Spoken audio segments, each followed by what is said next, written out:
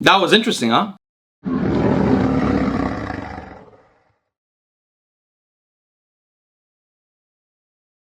Good afternoon, friends. In this video, I'm going to give you an example of a con woman who faked her voice so well that nobody realized it. But before I do, please subscribe to the channel if you're not already, like the video, and comment on the video for the sake of the algorithm. Now let's get started. First of all, for people who didn't watch my recent video on voice, I highly recommend watching it. It's an excellent summary of how your voice affects how people see you and how you can change your voice. Not that we all want to change our voice, but we want to know how what we do, our lifestyle, our hormones, affects how our voice sounds. In that video, talking about how our lifestyle affects our voices, we talked about how speech-language pathologists can actually change your voice over time, not just through the actual exercises you use, but through the effect that those exercises have on actually changing anatomically your voice system. Today, we're going to take the example of Elizabeth Holmes, a con woman who created a company called Theranos. She was the CEO of Theranos, a company that claimed to have technology that could quickly analyze a single droplet of a person's blood, giving them the kind of results that we get from normal blood tests. It turned out that Elizabeth Holmes never had this technology whatsoever. She was born in Northern California to a rich family. She went to Stanford, spent her first year and a half there before she dropped out, got a family friend to invest in her company, and then got many other people to invest in the company, to which she became the youngest female billionaire in the world at some point. But the technology never existed. So she's an excellent example of an extremely persuasive person.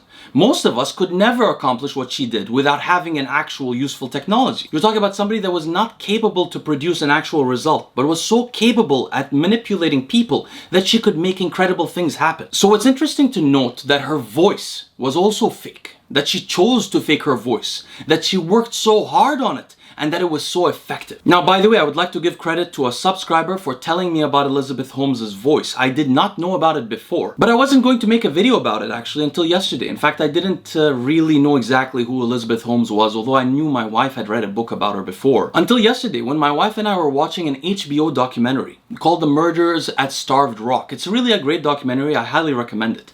During the documentary, the person who's thought to be the murderer, his name is Uyghur, had a lawyer who was a woman in her, I would assume, early 40s. Uyghur's later lawyer had an exceptionally deep voice source. What's a voice source? For those of you that watched my voice video, you'll realize that a voice source is the original source of the voice that comes from your lungs, that is then modified by the rest of your vocal system, including your mouth and things you can particularly control. She also had other interesting features, like a very square jaw. She had a very muscular neck, which is an important indicator, by the way, because I'll make a video on this, but necks are one of the most distinguishing features between men and women. I'll make a video on this. It's going to be a first that you've never heard before. But anyway, she had a muscular neck and a very square jaw. Basically, she had some features that seemed to be a bit masculine. Maybe this woman is very sensitive to androgenic signaling or something like that. But I was really amazed by the depth of her voice. I think it's the deepest voice I've ever heard on a normal-sized woman. If you guys would check out the video, you might see the same thing. Anyway, when I was commenting on the depth of her voice, my wife mentioned that Elizabeth Holmes had a deeper voice. And so we went to YouTube to hear one of her normal discussions.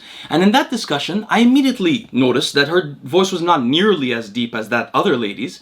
I believed that the other lady's voice source and the parts of her voice that she can't control are deeper. She's not trying to sound deep. She's trying to speak in a normal way, but it's just very deep naturally. Whereas I remember the person's comment about Elizabeth Holmes when we listened to her, but I also felt that I could naturally sense that her original voice source seemed to be a bit lighter. I noticed that when Elizabeth was talking with a deep voice, it seemed to be that she had an unusual mass under her chin. Not like she had a double chin, but rather that the tissue here just seemed to be unusually outwards. And I've noticed the same kind of thing on some actors that have deep voices. Anyway, at the beginning of this video, Elizabeth Holmes has an unusually deep voice with that protruding kind of throat thing, which she has until the end and may be a consequence of her faking her voice for so long and being trained by speech-language pathologists. But toward the end of the video, she forgets to mimic this fake voice and she gets back to her normal voice, which is striking. I've never seen somebody's voice change that much during one discussion, and I think it's one of the reasons that so many people have been calling her a sociopath. I'll show you the part of the video where her voice is exceptionally deep now.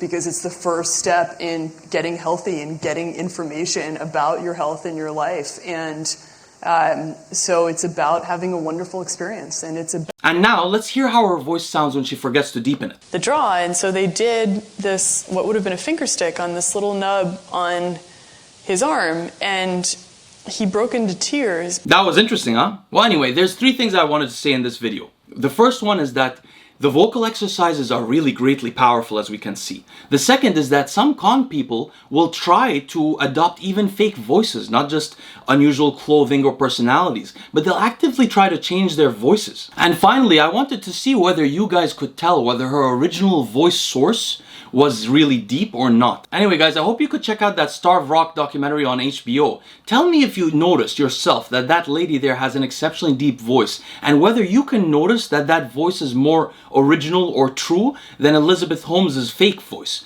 I thought I could notice it, but it could be a confirmation bias because I already know that she was faking her voice. Also, I'd like to know, have any of you noticed any other people faking their voices in your real life? Have you ever known somebody to do that? And have you heard of anyone in history who did that also? Because I haven't. Anyway friends, thank you for bearing with me. I hope this was slightly interesting, and I look forward to seeing you again tomorrow morning.